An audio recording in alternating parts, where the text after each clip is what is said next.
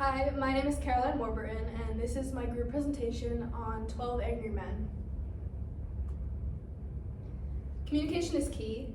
The importance of communication is shown through the movie 12 Angry Men when the original murder trial votes were 11-1, saying that the suspect was guilty.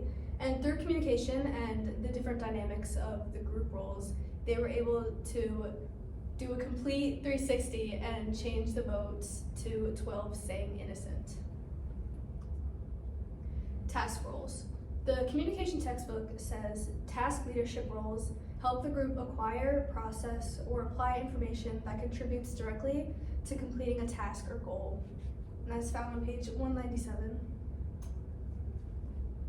The first task role I picked out from the movie would be Juror 11 as the information seeker. He won't make any informational choices or decisions before asking questions and gathering information first.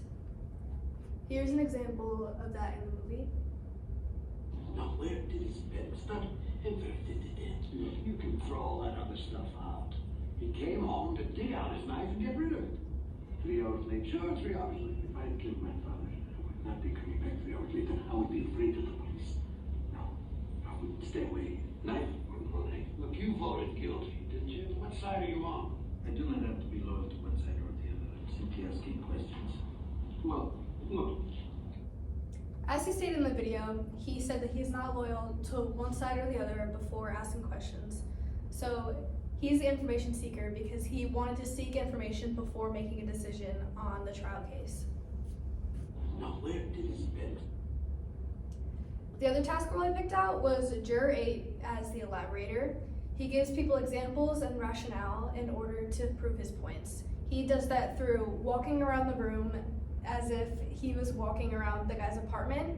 He brings out the diagram of the apartment, he brings out the knife, and he explains everything, all of his points with reasoning. Here's another example of that in the movie. The woman witnessed the stabbing through the last 2 cars, and you must assume that the body fell just as the train was passing by. Therefore, it was rolling by the old man's window for a full 10 seconds before the body fell. The old man now, according to his own testimony, hearing the boy say, "I'm going to kill you," and the body falling, must have heard that statement while the yell was rolling by right under his nose. It's not possible that he could have heard. Through giving examples and rationale, he was able to determine that it was impossible for the train to come by at the same time as the murder because no one would have heard it, and he just proves it through examples. Maintenance roles. The textbook says maintenance leadership roles help the group to develop and maintain cohesion, commitment, and positive working relationships. That is found on page 198. The first maintenance role that I picked out in the movie was Juror 1 as the harmonizer. He keeps everyone on track and mediates the conversations when voting. Here's an example of that. All right, gentlemen. Another vote is called for. And the quickest way is a show of hands. Anybody object? All those in favor of not guilty, raise your hands. 1, 2, 3, 4, 5, 6, 7.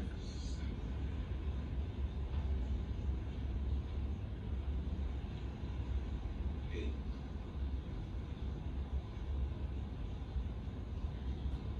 9.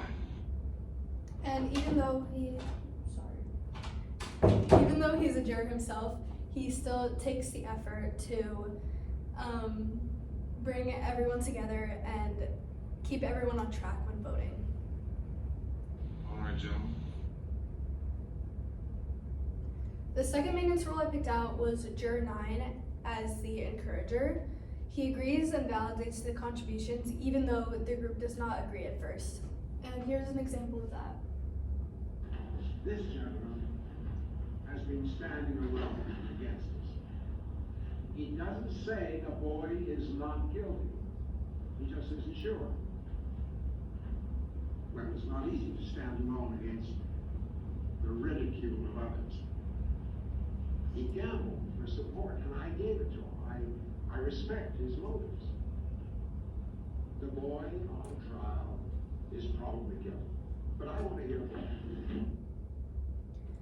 Juror 9 communicates through this piece that he wants to hear him out, the other juror, because with a court case like murder, it's important to really understand the situation, and he understands that from what the other juror says, that he's innocent. So hearing him through makes him the encourager, because he validates and agrees with his contributions, even when the entire group thinks otherwise. Blocking roles. The first blocking role that I picked out in the movie was Juror 7 as the playboy. He does not take the conversation seriously, and he changes his vote only to end the discussion. I'll tell you something. I'm a little sick of this whole thing already, you know? I mean, all this yapping is getting us nowhere. So I'm gonna break it up here. I'm changing my vote to not guilty. What? You heard me. I've had enough. You've had enough? That's no answer. Hey, listen, you just worry about yourself. He's right. That is not an answer. What kind of a man are you? You have been sitting here voting guilty with everyone else. Evidently, in this clip, the other jurors are frustrated with him because he obviously does not think that the suspect is innocent, and he is only changing his vote to have the conversation be over with because they're exhausted of being there. So that makes him a playboy. Blocking roles. The second one that I picked out was Juror 10 as the aggressor, because he belittles the group and does not give them a chance to voice their opinions.